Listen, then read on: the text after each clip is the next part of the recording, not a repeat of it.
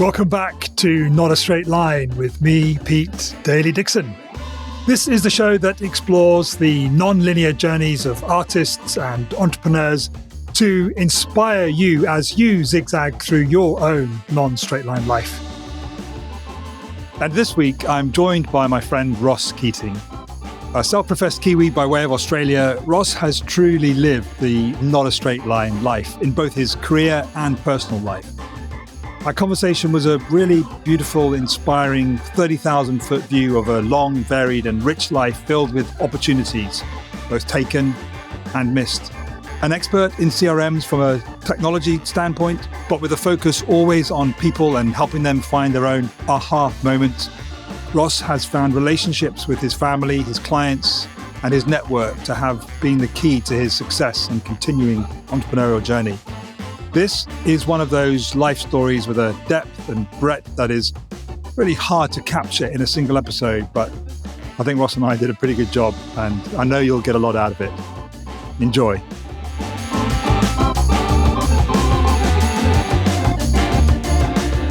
I told you, I think I told you my wife is in care, right?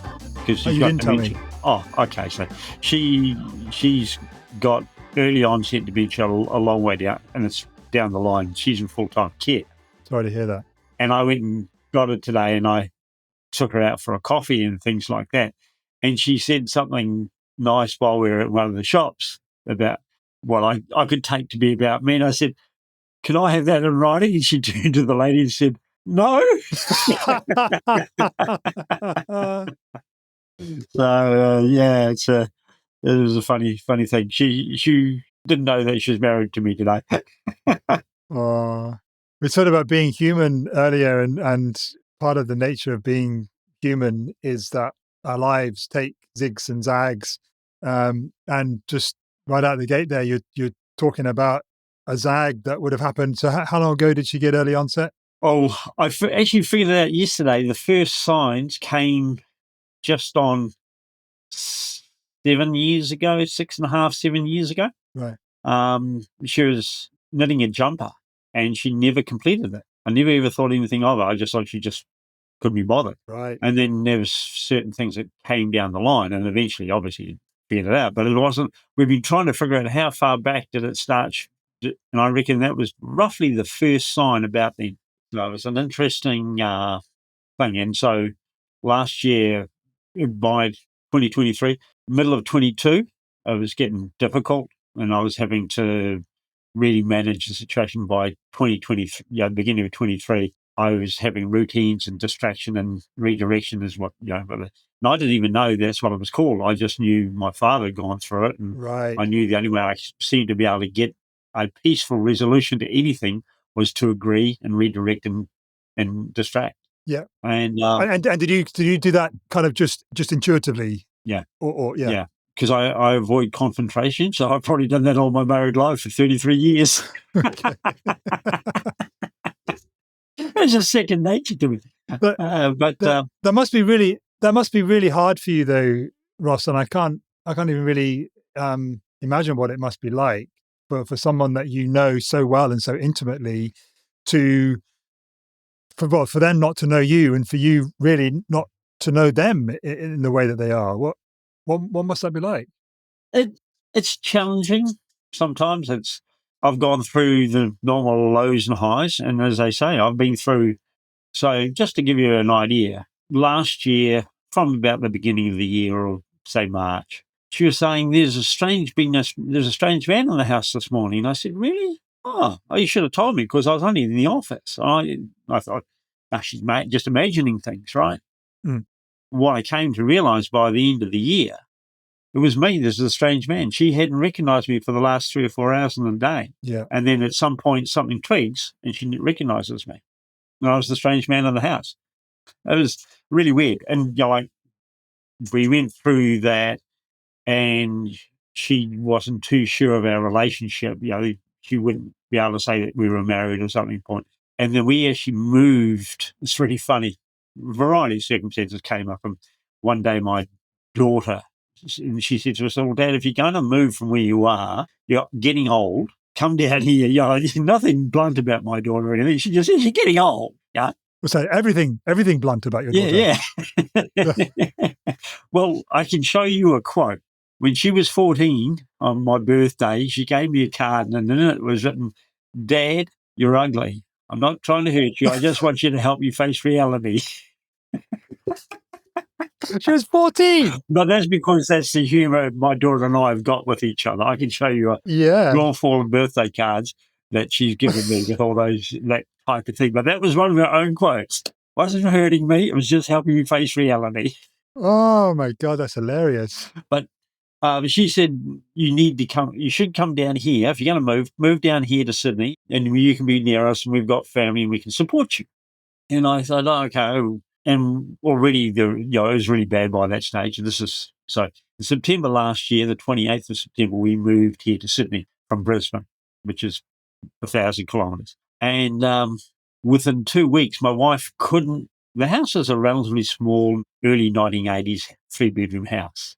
Single story, a hallway, a 1.5 metre hallway between the bedroom and the lounge, and she couldn't find her way to her bedroom directly without redirection.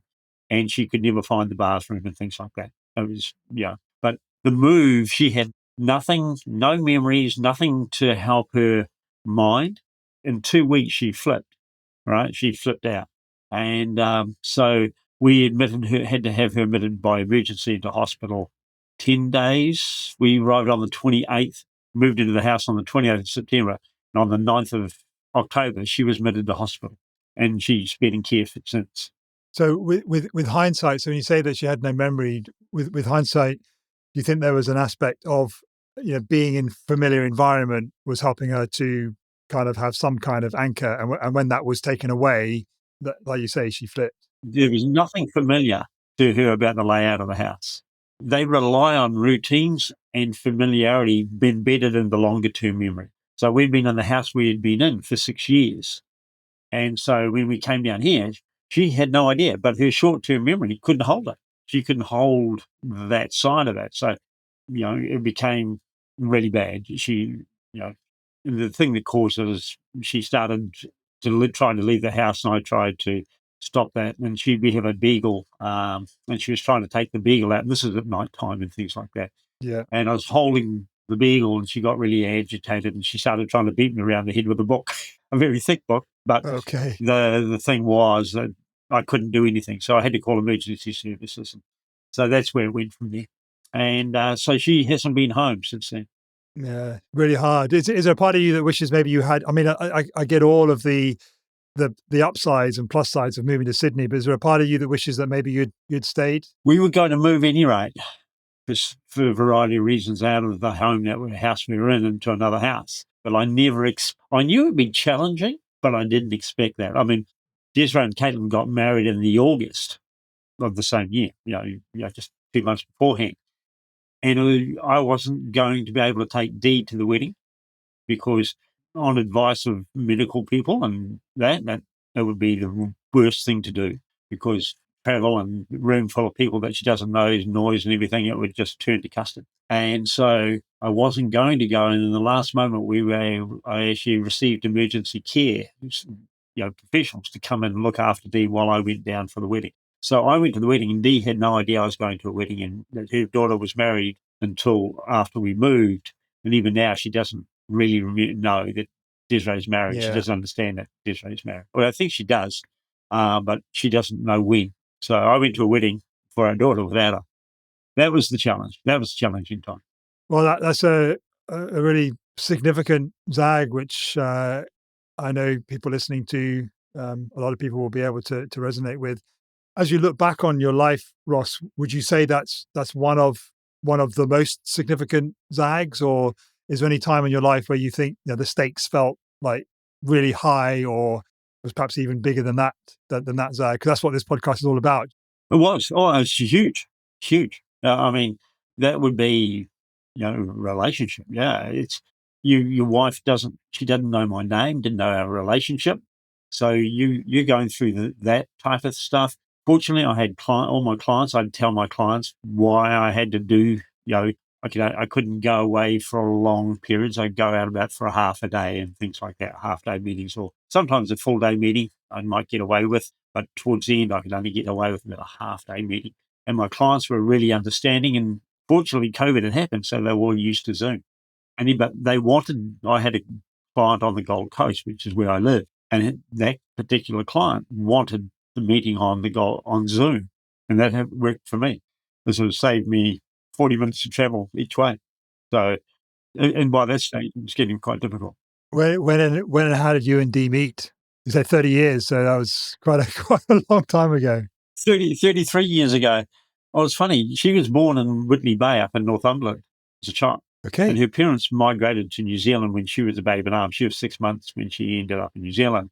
And then in 1978, she went to the UK like Kiwis do. Just kind of see her roots, but she went there with a friend and they were going to there. And she ended up staying there for nearly 10 years, not quite 10 years. And then came back, and I'd been over here in Australia and gone back. Went to New Zealand. So I was over here. Is that where you're from? Yeah, I'm originally Kiwi. Okay. Yeah. Okay, right. Now, I still am a Kiwi. You're either, you can't change. I'll change. Citizenship can change, but yeah, actual, what are you? I'm a Kiwi. Yeah. So I went back because I've been working over here on contract, and I got my contract in, and I went back to the NZ. And some common friends introduced us, and spluttered and started and died and came back again. And we got together and we got married. Lived in Sydney for a couple of years and then got married. So we've been together 36 years this year. And together, I'm sure you had zigs and zags. What are some of the zigs and zags you remember of your time with Dee in your life? Oh, what do you call a zig and a zag? She was really quite successful in her own right. She was a small town girl, didn't complete high school. She completed high school to what we call year 10. And you normally finish in year 12, or a lot of people finish in year 12. Depends on what you want to do and how interested you are in school. And she left in year 10. So she's about 16, 7. Yeah, she would have been 16 or 17 when she left. So she went nursing and things like that. But eventually, when she came back from the UK or over the UK, she ended up doing some work with Marconi and Rocol, the Rathon, one of the missiles. She was working for the guys that were writing a whole bunch of stuff for them. And she worked for them. Then she came back to Kiwiland, and she ended up working as a PA to 3 different CEOs and some fairly serious organizations. So, wow. Yeah. She did really, really well. And then when we had our daughter, she eventually, after Desiree was out and about, she was doing rental commission sales for rental properties. And she got a commission on every rental that was leased. And she did really well on that.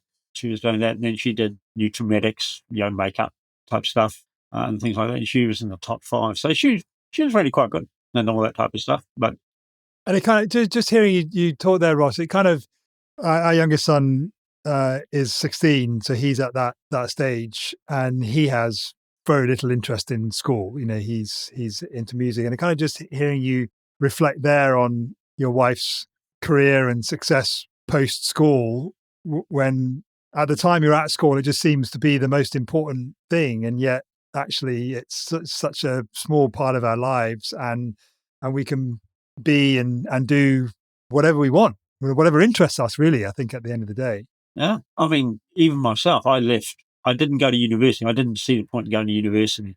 I was in my 30s when I decided to go to university, and I did what they call a postgraduate diploma in business administration, which is 12 papers out of a 20-paper MBA.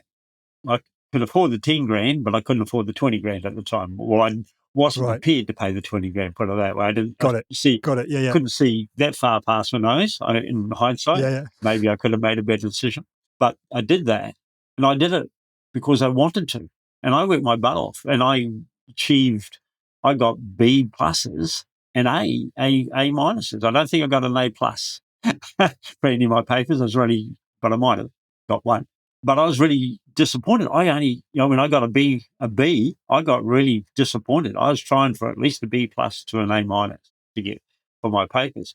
You're motivated, yeah. Yeah. And I would say to my bosses who let me have time off work and things like that, I guarantee you I'll bring you ideas every week as a result of this course. And the longer I was in the course, the more ideas I took back to my employers. I worked for 2 over the 3 years I was doing the study. And so it was really good. I think that it kind of doesn't surprise me in a way, because I think whenever you take yourself out of whether it's your comfort zone or whether it's kind of just an environment that you're used to and put yourself in a different environment, I think it's almost inevitable that ideas come to you. It is for me. Maybe you and I are unique in that regard, Ross. I don't know. Well, to me, learning is important. My personality type reflects that.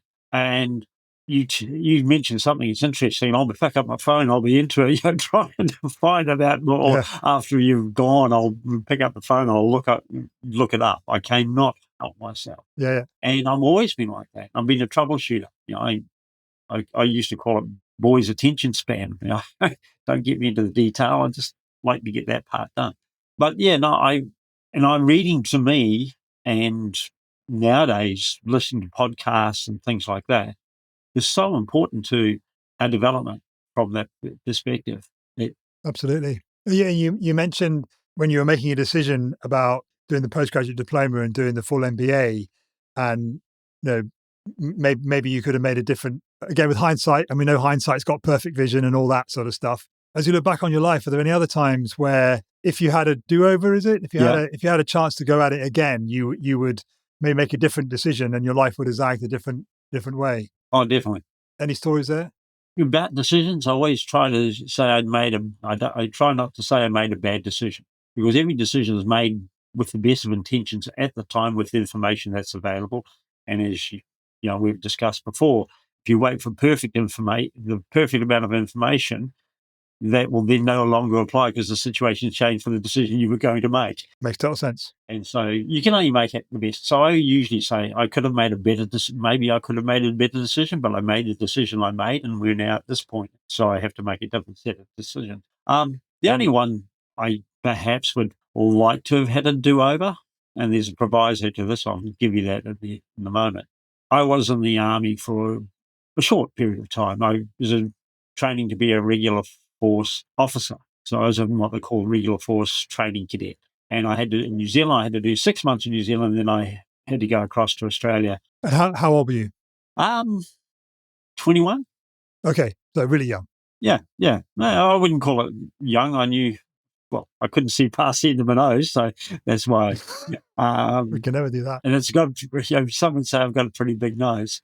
But I went in there, and I managed to go through you had a selection, and then you had to do a 1-week selection course, and then you go into this 6-month course program. And then you're doing that, and then at the end of it, you get selected to go or not go to, at that time, to what they call Port C in Melbourne, Southern Australia, for a year to become fully trained and you come out as a second lieutenant. And I went through that program, the 6-month program, but I elected not to go to Australia. They invited me and the major and the captain and the warrant officer all tried to have a go at me to change my mind. But I had to make the decision at that point. I couldn't wait a couple of weeks. That's an interesting point I'll come back to there about my personality type. Do you know why? Do you know why you made the decision you did, or are we going to get to that? I couldn't see. I was scared of having to go through, because I knew I'd have to go through the first 6 months of what I've just gone through.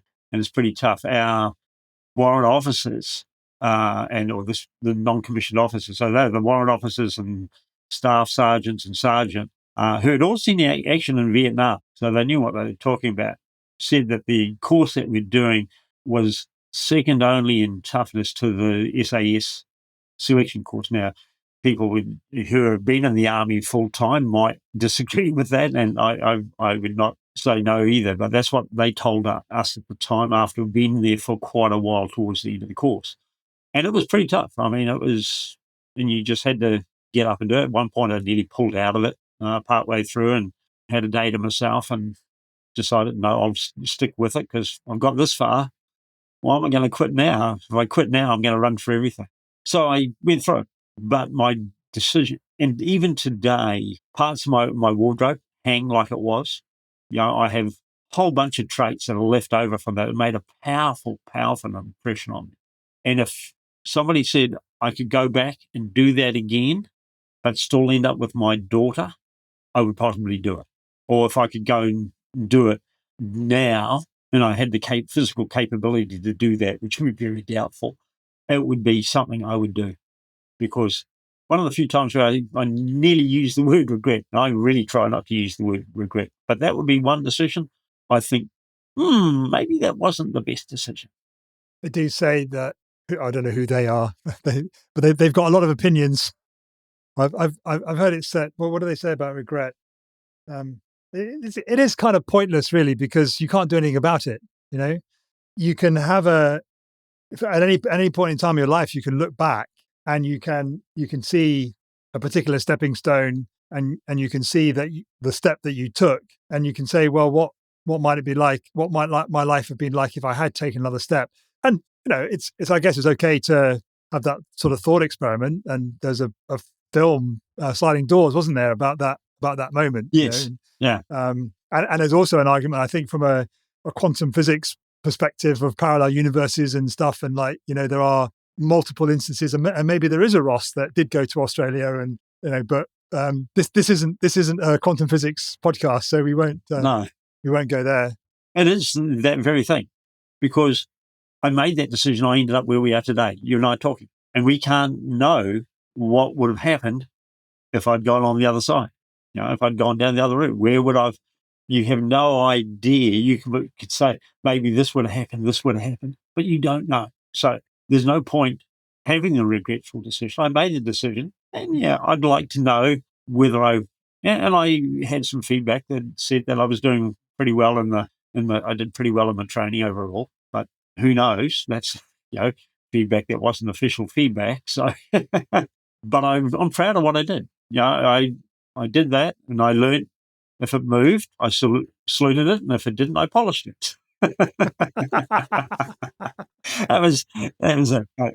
And I mean, the listener can't see the bookcase behind you, but it's impeccable, and it's neat, and it's almost color coordinated at the top. You got those Lee Child novels. But it's good. It's good that you can reflect back on that time, and although recognize that with hindsight, maybe, and I'm using that word too many times in this podcast already, a different decision, provided that you could end up with your daughter, might have led to it would have led to a different life.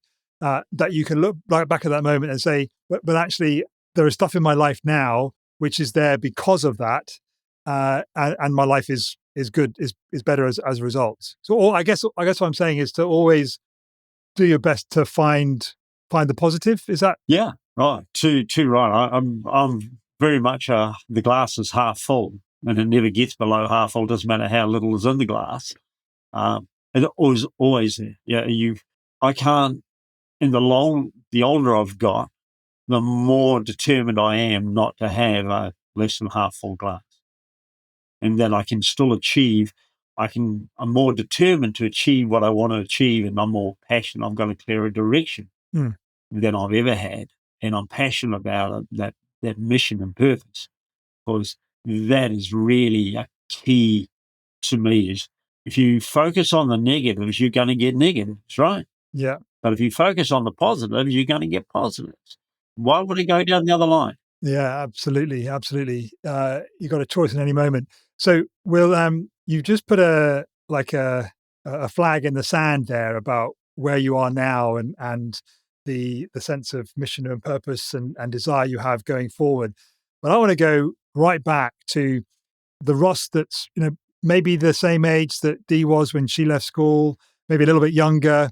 What was Ross at that age really into and really excited about? Did you ever adults say, what do you want to be when you grow up? Did you ever have an idea of what you wanted to be when you grew up? I wanted to be a pilot, and I actually tried to join the Air Force, and I was unsuccessful. My maths wasn't quite good enough for them.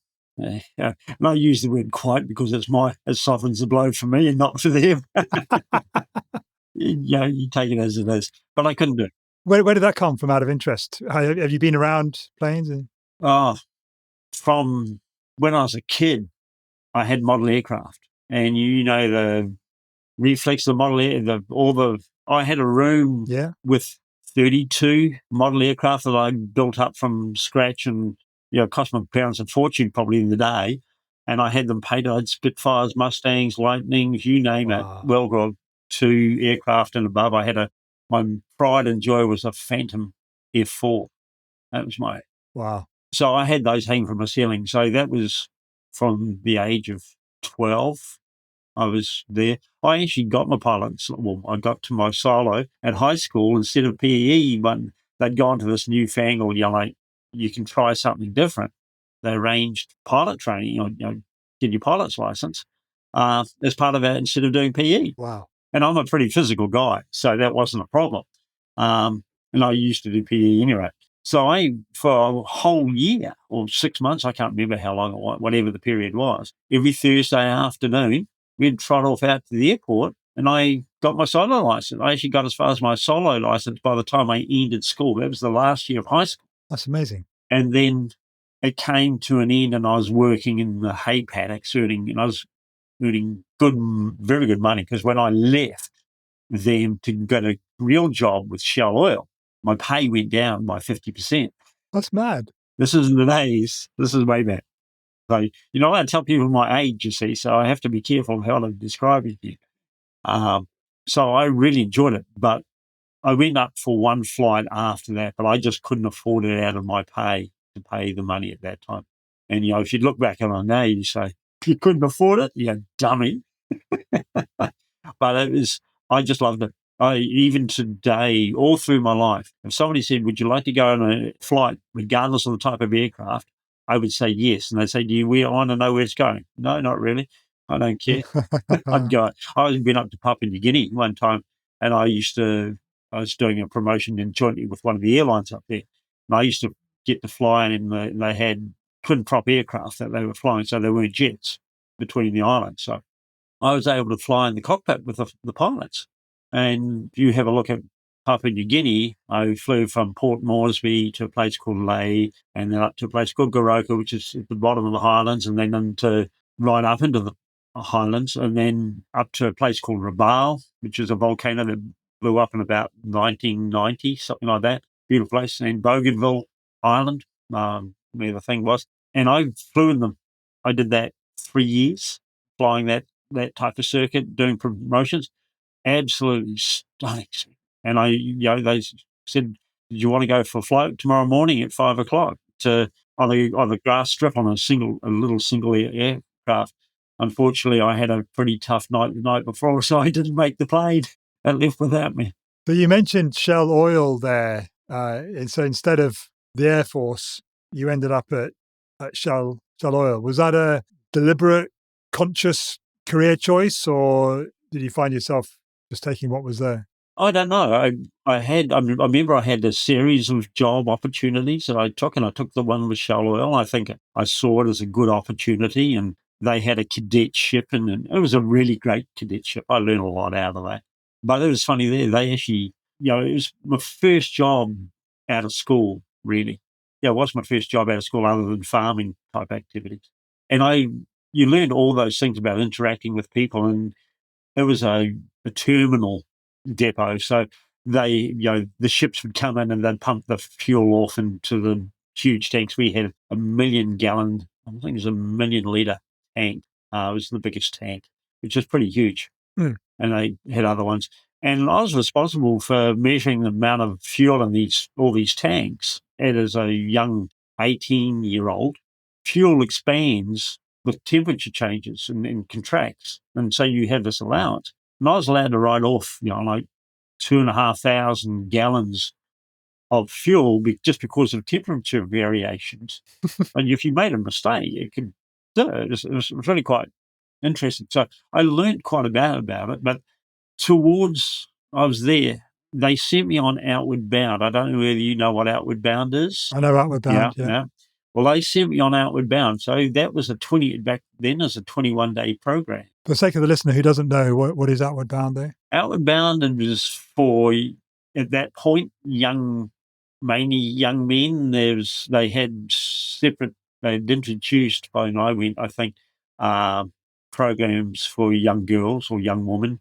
to attend there, and they had we had a couple of women instructors on the program, but it was founded, I think, by the Duke of Edinburgh way back, or he was the patron of it, I think, if I recall rightly.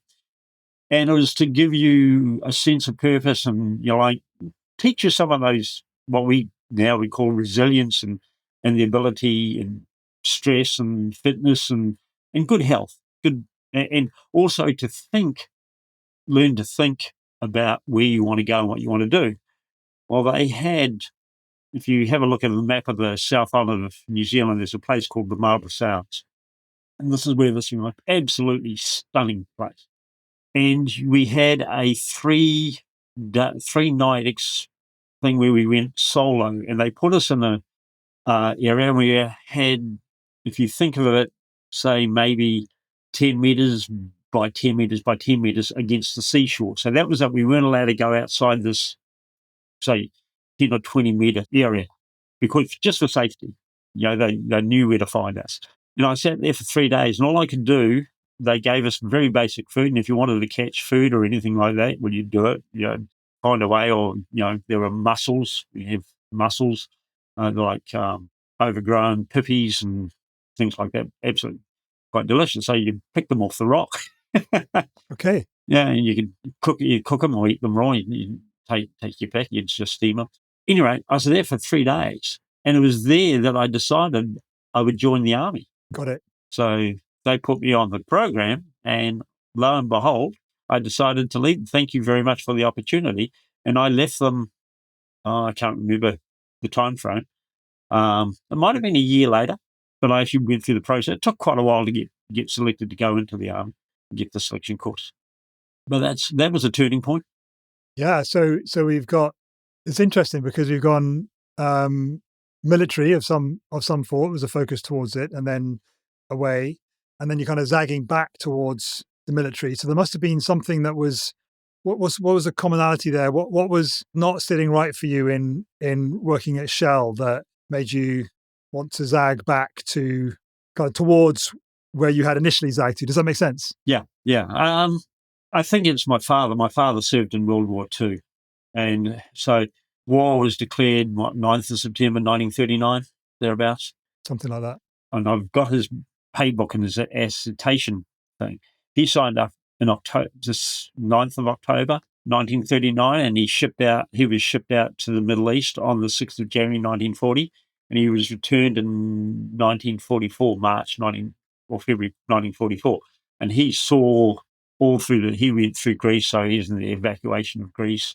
The battles of Tobruk, the Battle of Alamein was his last battle. And he came back with PTSD, what we now know as PTSD. Back then, they were just meaning. And as the other day, I thought I had lost his medals. I found them.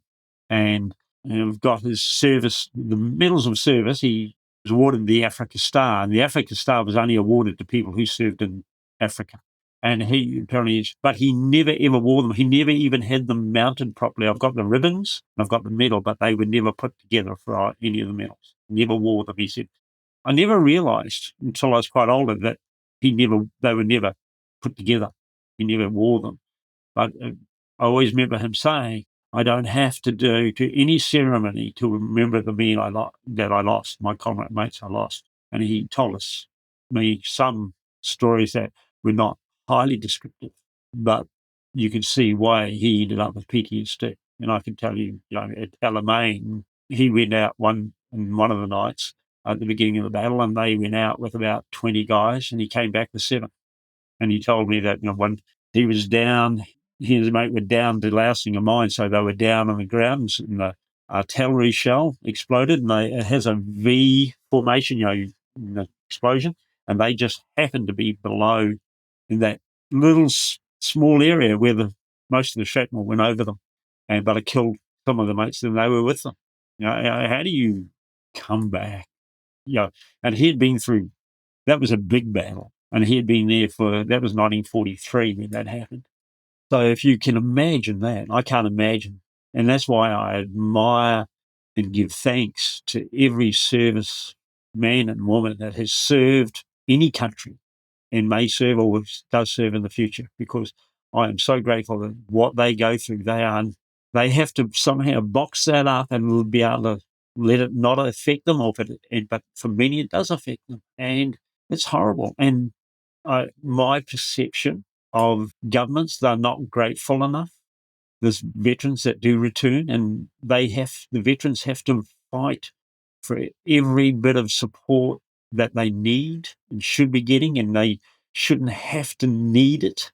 They should be given it before they need it, before they commit suicide or whatever. We should be, as a country and as a government, be giving them the resources without being asked.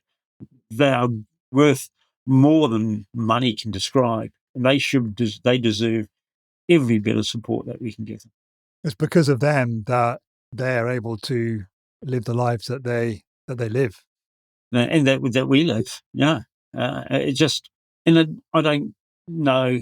Yeah, we think in Western country terms and Western, the United States and Canada and Australia, New Zealand and the Britain and NATO and stuff like that. But I think in any country, the soldiers deserve the respect that they do. And I was watching a documentary the other day about the bombing of the two pits up in Tromsø Harbour during World War II. And it was the 611 Squadron, which was the dam busters, and another squadron. And overall, there were 33 attempts. It was the 33rd attempt that managed to sink the two pits, right?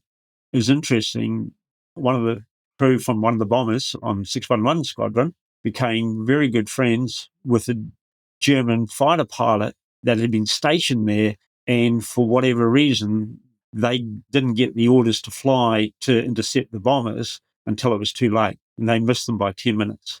But the German ended up in California, but they managed somehow and it was really interesting.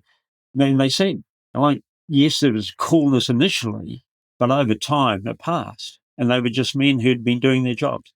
But you can hear my passion for that, for the servicemen and women. Yeah, there is more that connects us than separates us. What was your father still alive when you zagged back towards the army? Yeah, he was. Yeah, and he was. I even talked to him about whether I'd continue on when I was halfway through the course, and he said, "Well, make a decision. I don't care what you do, just make a decision." And this is an explicit podcast. You can say whatever you want to say. Right, it's fine. But and then he said, "Well, you'll quit then?" And I said, "No." So I didn't. That was. I just needed somebody to tell me to do something, and I knew that's what I'd do.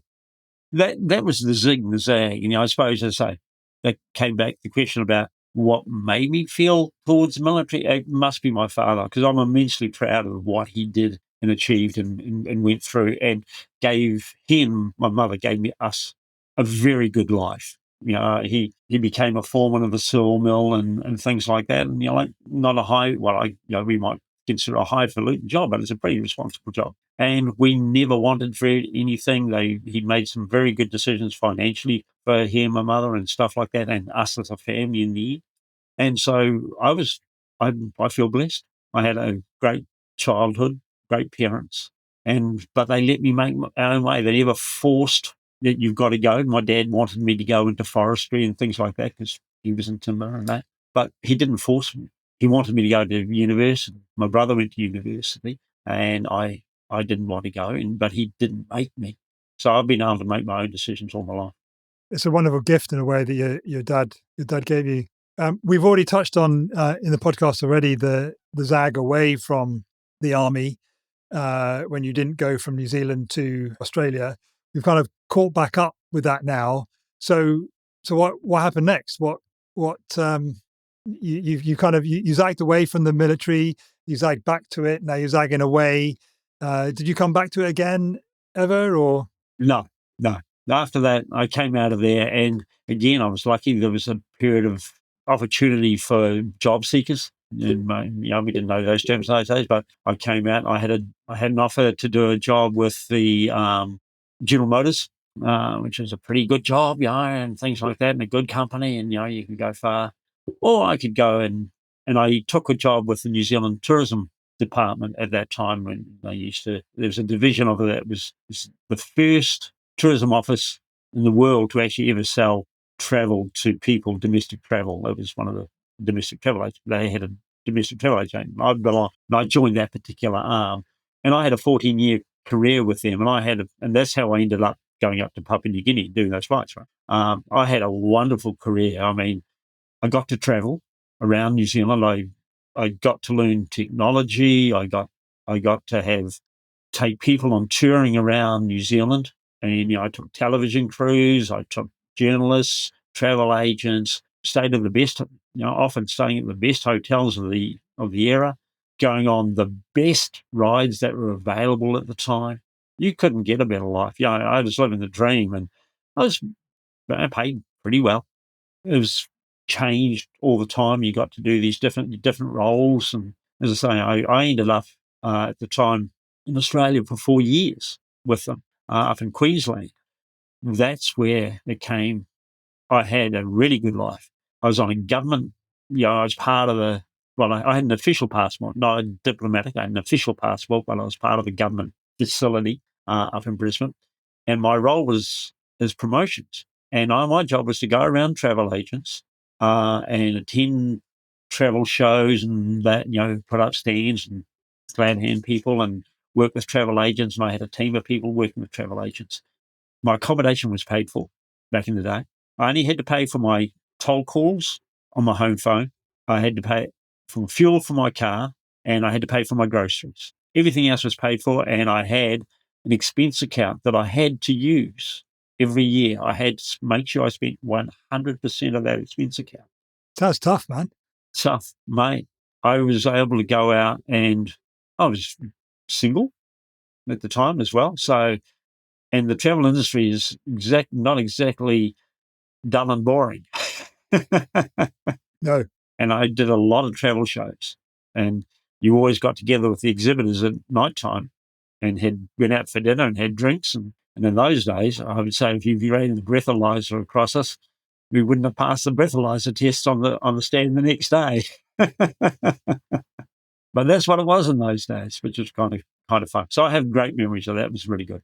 And was that the point where you went back to New Zealand and met Dee? Or was that? Yeah, it was. Yeah, that's why I went back and met her and went through that. And that's where I got into technology. By that stage, we had actually introduced the first national database of tourism product that was used to make bookings. And I actually was made manager of that area at one point. And they moved it from where it was a free service. This is where government started charging for services. They moved it from a free service for the New Zealand tourism operators to be on it. They wanted to recoup some of the costs. So my job was to introduce the cost, the fee basis for that.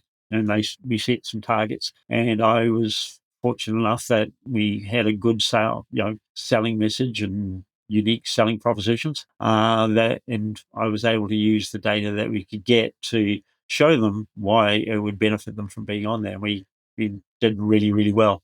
And we introduced a lot of innovations. I'm working with a great IT team that they came up with the ideas. And back in the 90s, this was back in the 90s, we came up with a touchscreen. They came up with a touchscreen. But the demo at the time was only working off of what is known now as a flat file, then as a flat file, a CSV file. And it wasn't really working. They had yet to work that, but they were very close to touchscreens back then, before we even had internet. The question that comes to my mind is that if the life that you had then was so great, with the expense account and the travel and everything, you must have zagged away from it because you're not doing that now.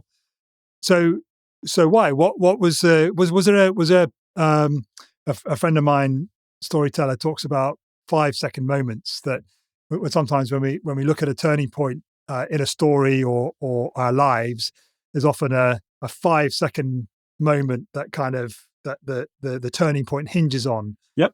Does that resonate with you at all? Oh yes, yeah. Would you like to hear the story? Yeah, I'd love to know.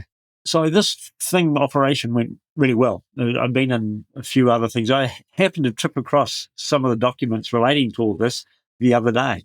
I was searching for my father's medal. That's a blast for the past, I'd imagine. Oh, it was.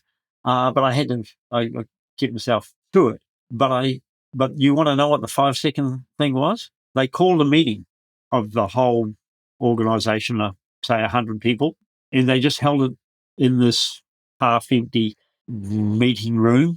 I don't know. Wouldn't have been 100, probably. I can't remember now. Say 50 people. The CEO said, we've been doing a reorganisation, and he put the chart up on the wall, and he said, if your box is not on here, you are now redundant. That was it. That was my 5-second moment. And your box wasn't up there? My box wasn't up there. Okay. And that's how we all found out about it, mate. It was, as we say, a ripper moment. You couldn't go back. And people, we knew that. And that the part that I ran kept on going. But it's not personal. It is the position that's been made redundant. But you don't tell me it's not personal when you get made redundant. But it turned out to be the best thing since sliced bread. Because I really thought from a number of months, whoa, behold, what am I going to do? My life has been destroyed. I love tourism and all that. But I read a book called What Colour's My Parachute? I've heard of it. Tell me about that book and what it was, what you got from it that was so impactful. It was about, did I get that then? No. That would have been a little bit later on, but it took me quite a number of months. No, it would have been what it was then. I went through a whole bunch of things, found the book, and it's about how to cope with being made redundant and changing your career. And it had lots of things. I think I still actually have the copy. If I looked hard enough, that cabinet behind me, I think there's a copy still there. But it gave you all these things, ideas about what you could do. And one of the things it said is write down all your transferable skills. And when you write down your transferable skills, why and what industry they might benefit, and you just highlight them down. What did you write down? What had you learned up to that stage that you thought was going to be useful for you going forward? A love of IT and ability to implement it, because I actually, in the tourism department, we used to have a typing pool, right? And we had the electronic typewriters that had come in at that time, so they were part way on for the way there. And computers were just coming out and things like that. So I actually put a proposal through to the general manager or CEO of the organisation at the time, that if we got computers in, we could get these computers in and introduce them, and everybody could do their own typing, and you wouldn't need the typing pool, and we could do it faster. Some of us were doing typing before we gave it to the typing pool, and then you'd have to do it. So they actually did that. I was actually responsible for the project to select the computers, which we selected Microsoft computers, and we selected WordPerfect as opposed to... I remember WordPerfect. Okay. Back in the day. And that, unfortunately, ended the benefits, or some of the people's jobs were made redundant from the typing pool as a result of that decision. But I can say, I made the choice, instead of getting 20 megabytes of hard disk space, we're talking hard disk space back then, we got 30 megabytes. It cost us another. Oh! So that was the type of thing. So I had done that. So I had technology, I had tourism, I'd had this experience with charging and selling a service to organisations, and I had a whole promotional expertise and all these other things, but troubleshooting. And so I wrote those down, and one it said, now identify the CEOs and general managers of organisations that you think you might like to work for, or in industries that you might like to work. Make contact with them, have a call with them, or go and see them, get them an appointment to go and see them, and say, I'm not looking for a job. I'd just like to understand what your jobs that you see would be useful, or your skills for industry, and what type of roles I might apply for. And I actually interviewed 80 general managers and CEOs over a course of months. That's such an interesting mindset shift, really. You said that you interviewed them, because normally when you think about looking for work, you're the one that is interviewed. At the time, I never understood that power, by the way. And I never utilised it to the best of my ability. Because if I understood what I understood now, I could have got any job I really wanted because I was talking to the CEOs and I could have angled, but I said, I'm not looking for a job. So how did you get? How did you? I mean, you kind of just almost threw that comment away there that you were having meetings with CEOs. How did you even get that? Was it just easier then to get meetings with CEOs, or? Yeah, and you've got to remember, New Zealand businesses weren't as big as they might have been in the UK or in the United States or even here in Australia. You know, you didn't have, there was some, and I only did those really in Wellington as opposed to Auckland, which is the largest city in New Zealand. But they were open to it because I explained what it was, and I've been out of work by that stage. I've been out of work for quite a while, and it was interesting. I went through an interview, though. Interviewed them, got some ideas of industries, and I started applying for jobs in the industries and the businesses. You ever heard of target marketing? Mm-hmm. That's what it was. Selected the industries, selected the businesses, and started applying for the jobs or even proactively contacting them for a job. And so I got through things, and it was interesting at the time. One of the people I respected, my wife happened to work for him as a temp at that point.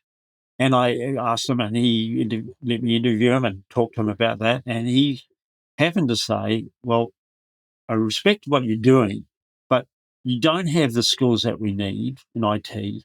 So I don't believe that you'll ever get a job anywhere near IT, and you'll never get one in the financial services sector. You haven't got that skill. You haven't got that experience in the financial services sector. Interestingly enough, maybe that organisation that he was working with was taken over. It was changed from a government-owned, it was called a state-owned organisation, and it was given over to, or sold, whatever you want to call it, to private enterprise to take over under certain guidelines. And a company called Jarks Martin. And I can't remember whether he left as part of that or he was made redundant or as part of the change. I don't know. He ended up being the CEO of one of the major financial institutions in New Zealand. So he was a very bright man and a really nice man. My wife loved working with him, and they had a good relationship. He said that. And I never took anything. I got another job somewhere else at the time. And then one night happened that as part of this reorganization, they invited my wife to work for the CEO as the PA to the CEO of the new organization.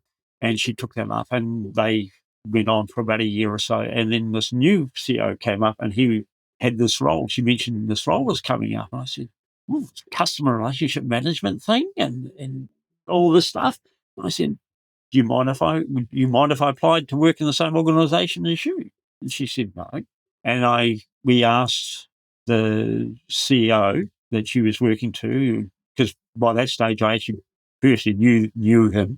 He was awesome. All of her CEOs were actually awesome. And he said, no, you can apply. We treated it on merit.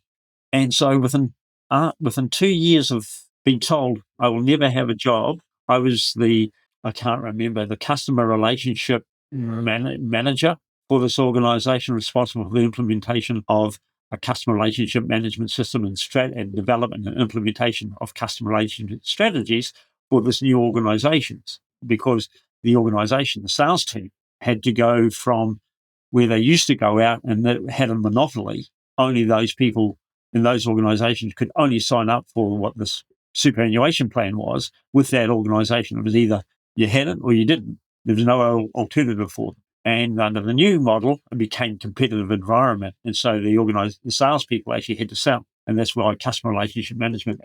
So that must have been, I don't know how old you are because you won't tell me, but it seems to me that must have been fairly early on, just CRM nowadays is almost a default de facto term for all business software. But back then, I'm kind of getting the sense that it was fairly new. So you've been around CRM for a long time.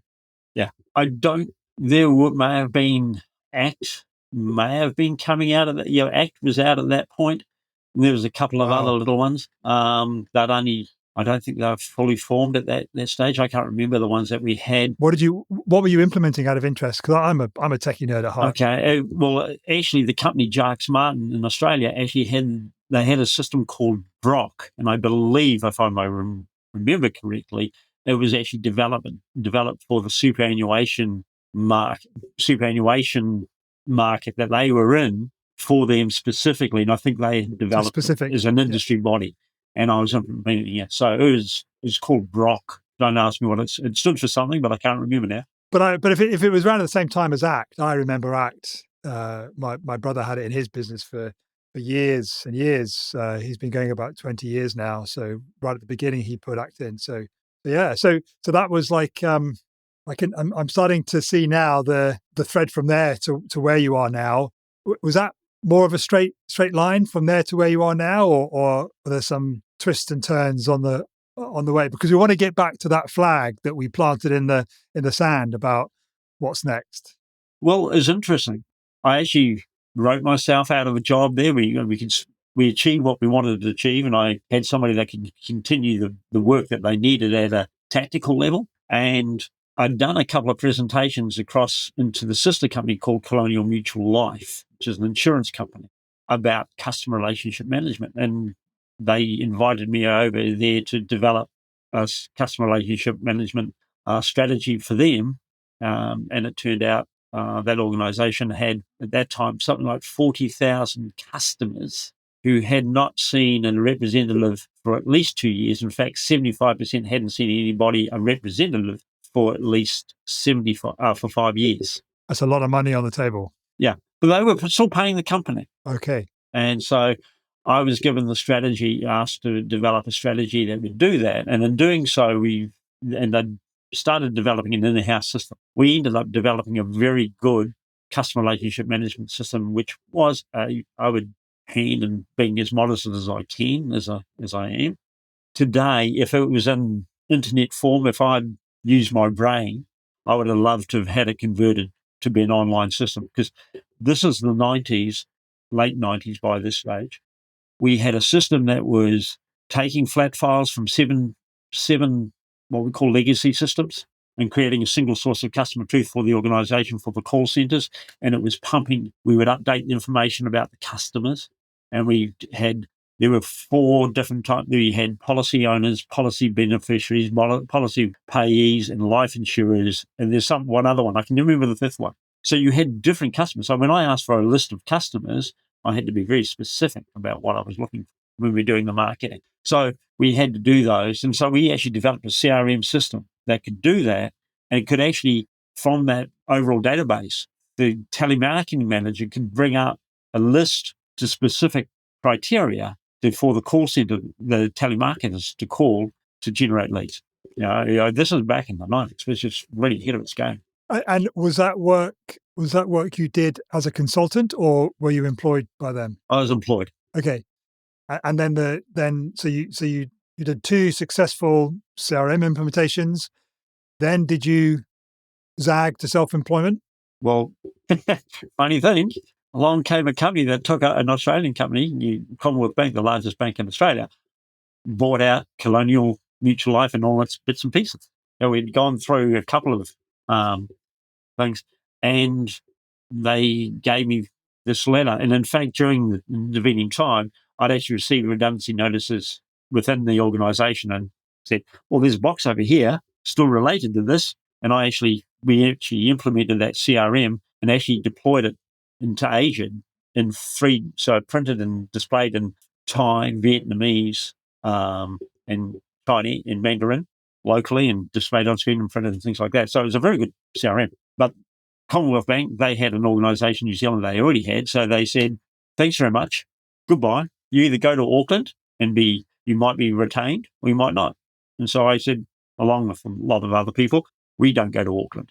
I suppose it would be like saying, live in London or Manchester, or I don't know what a nice city is, but you'd say, why would you live in London? Right? It would be that kind of scenario. So they made me redundant when I started my taking contracts, and consulting was the first move. I was more fixed-term contracts. And I ended up back in tourism as a sales manager for the ferries between the North and South Island. And I was responsible for the distribution channels, not the direct sales. And that was a great job. I didn't realise how good it was. That's so interesting to me, Ross, that because you said when you made redundant for that first job, you listed your transferable skills and what you're interested in, and tourism was one of that. And I don't suspect working in the finance industry, there was much tourism was involved. But just in what you just said there, you've zagged back towards that. So that must be like really important to you. That there's something in that that's important to you. What do you think it is? The lifestyle. Yeah, it's just the concept of tourism. I was immensely proud of New Zealand, and the intra-islander line, which is the ferries, they were just about officially classed as State Highway 1 across the sea. You had rail, they carried freight, and they carried passengers and cars. We had 1 million passengers and 250,000 cars every year go across on these three ferries. So they're not, it wasn't, I was responsible for something like $36 million in sales through the distribution channel. So it was a fairly serious organisation, but it gave me sales leadership skills. I hadn't been in charge of a sales team at that point, but also I was there to reintroduce a CRM system. They had a CRM, which in those days was 20 grand and had been sitting idle. So the job was to get that back up and going. And we worked through that. And I did that for 3 years, and I made some rookie errors. I made some stupid errors or lapses in judgment, not errors, but lapses in judgment. It was a good learning curve. I had some very supportive people around me, and bosses and staff who looked after me. And I am so grateful for that opportunity. But it was a fun thing. I mean, I was a big fish in a small pond, and I didn't realize how big a fish I was in a small pond because it was a very influential organisation. But we did some innovative things when I was part of it, and we had it, and we got the CRM implemented, and I to this day, that experience of those two organisations, that period, taught me about getting people on board, get them involved in the decision about a customer relationship management system or any system. Doesn't matter whether it's an enterprise resource planning system, an integrated organisational system, or a customer relationship management, regardless of size. If it's only a 2 or 3 person people, you've got to get them involved, get their buy-in, because what is the benefit to them? Otherwise, like this organisation in Islander, the CRM sat there because they couldn't see the benefit. And I showed them what the benefits were then. You could go away on leave or be sick, and you would see what anybody else had done with your clients. And you could go away on holiday, and we also adjusted remuneration, and that was part of it. And it was a very great experience. At the end of it, my wife and I went over on holiday to Brisbane and the Gold Coast in Australia in the October. And she said, "This is so lovely. This is really lovely. I could live here." Well, before she could blink, we're in the January the 22nd, after that October, we were living in Australia. So I always wanted to go back.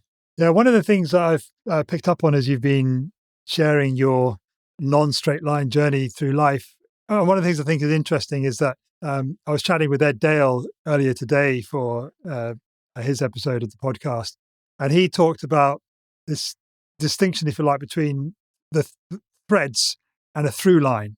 And when you look back on your life, you can see the thread that kind of joins all of the stepping stones together. Steve Jobs talked about it at his Stanford commencement speech. I think I shared that with you. Yes. But Ed was saying that for him, his through line was helping and teaching. That's been like whatever even when he zagged away, there's been an aspect of helping and teaching, which is incorporated there, which is then brought him back. What would you say? Does that resonate with you? Does that kind of? I mean, I know what I've picked up on in terms of a through line for you, but I'd be interested to know what you reflect on yourself. Initially, I'd say there wasn't a through line, but if I look back at it deeply, there's an element of technology, and particularly once I got past that, once I got into tourism. So there was a technology angle, because technology was being implemented. And computers becoming available and all the benefits. So I'd say there's a technology angle. There was the sales and marketing. I'm not a marketer, but I understand marketing quite well. the sales and marketing, customer relationship management, service is there. And that's continued through all my life from that point, even to this day. Yeah, and I picked up on a sense of innovation as well, and almost, if not visionary, then certainly there's a lot of times, as you've been sharing your story, you've been talking about starting something from scratch, you being responsible for getting something going. Is that something that you've ever kind of consciously thought about, or maybe it's just you do it so naturally that you don't even think about it? I suppose that's why I think about the troubleshooting. Again, trying to be modest. But yeah, I can, and the value I offer my clients is that I can see things so clearly. I can see it. I need for them, but I need to guide them to see that vision. And I could say I've done that with quite a number of clients, showing them how they can get there. I mean, one of my clients, we invented an enterprise resource planning system, business integration software, or you might call it now. They call it ERP or business integration software. I implemented that in 2 companies, and that made significant benefits for them, both efficiency and then productivity and financial. And with a lot of them, it's helping them see, and I can see it, and I can, my mission now, I've identified what my mission in life is and my passion I continue to do to my last working day is to guide business owners to where that they have achieved their goals and they get an aha moment and says, that's what I'm looking for.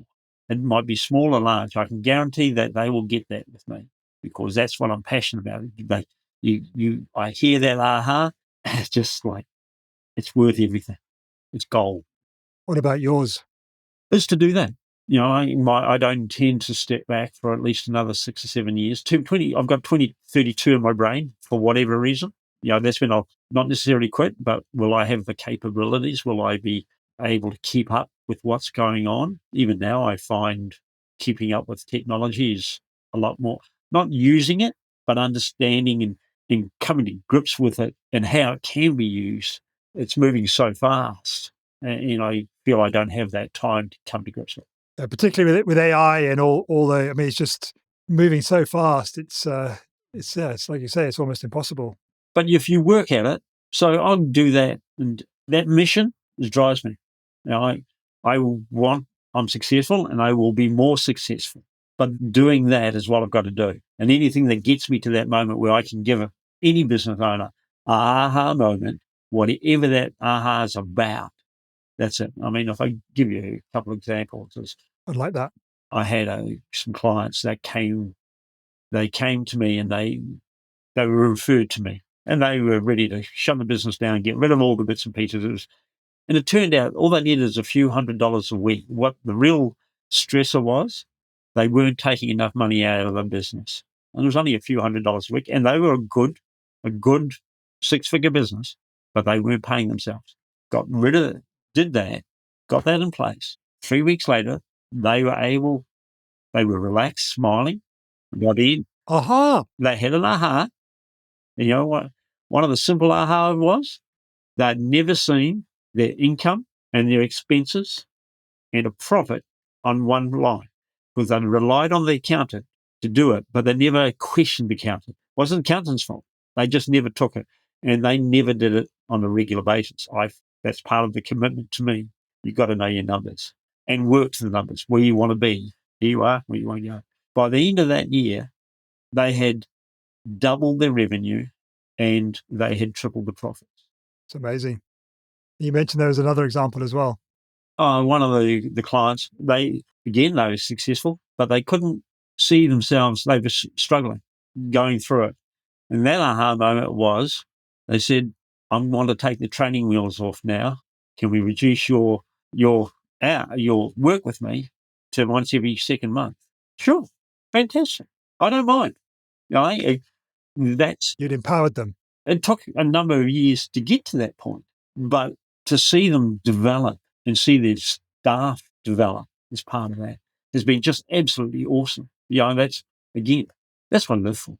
people have been CEOs of companies running their own business, and they get their aha moment because you challenge them. Why? That's my favorite question, is why. Simon Sinek, thank you very much. I read his book, and why, about why. And I've been doing it, but now, since way back then, I've been doing it deliberately. It's an important part of my model.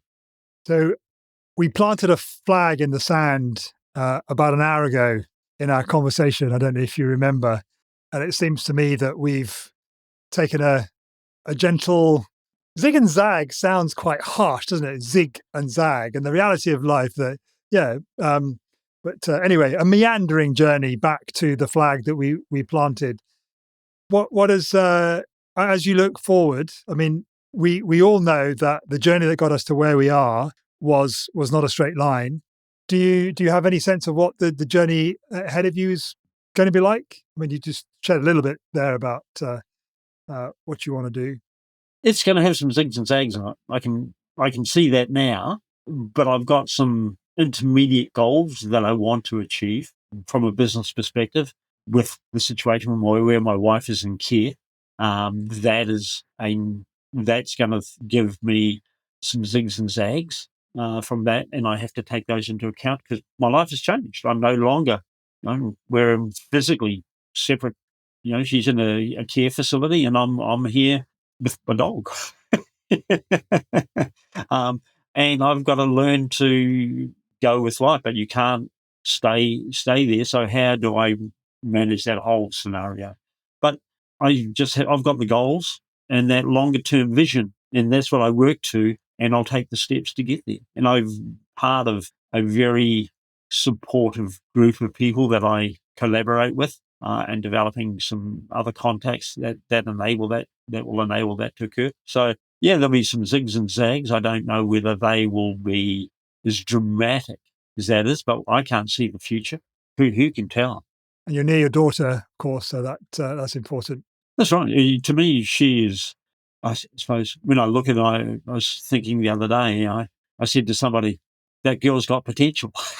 We were discussing what had happened in her organisation, but I've noticed a change in her in the last couple of years from where she was to where she is now, and working in that environment. And she has some very good thinking capabilities, and questions why. Fantastic. It's a powerful question. Well, Ross, on behalf of the listener and myself, I just want to thank you for first giving up your time, and also you've shared your life with us. You've shared your journey with us, and I know I've got a lot of takeaways and nuggets and stuff. I'm looking forward to. I touched on AI briefly. We use an AI tool to process the transcript and pull out interesting sound bites, and it's going to be interesting to go through that. So thank you very much. And I've just got one last question for you, if that's okay.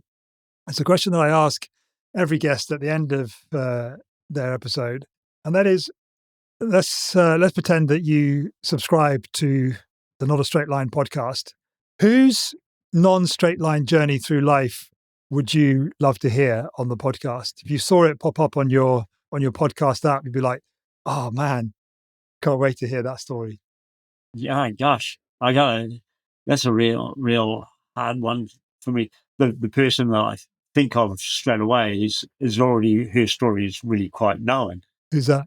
Lady called Sherry Tree. She's the founder of Codebreaker Technologies and the bank personality profiling tool.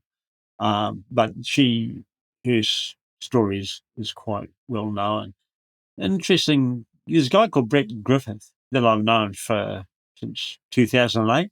He's to me an interesting character. There's some bits there that I know quite a bit about him. He and I know each other quite well, and have some quite personal discussions. But I'd say his life is not a straight line, and I'd be happy to make the introduction. That'd be great. I'd like that. He's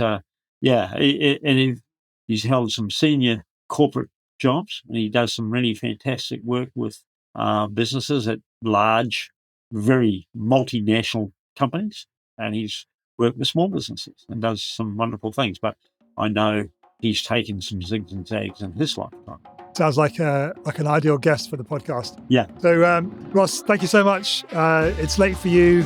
It's just lunchtime for me now, so I'm going to go downstairs and grab something to eat. Yeah.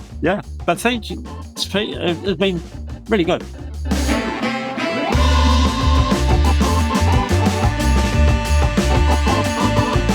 Thanks so much for listening to this week's episode of Not a Straight Line. If this conversation helped to reorient your internal compass or inspired you in any way, please let us know by heading to podcast.notastraightline.life/rate and leave a rating and review. Thanks, as always, to Matthew Bliss of MB Podcast Services for his exquisite engineering of this episode. If you'd like him to help you with your podcast, contact details are in the show notes. And if you'd like to be a guest on the show, or there's someone whose non-straight line journey you'd just love to hear, then please visit podcast.notastraightline.life/guest. Thanks for being here with me, and I'll see you next week for another amazing, deep, inspiring non-straight line journey. Love you.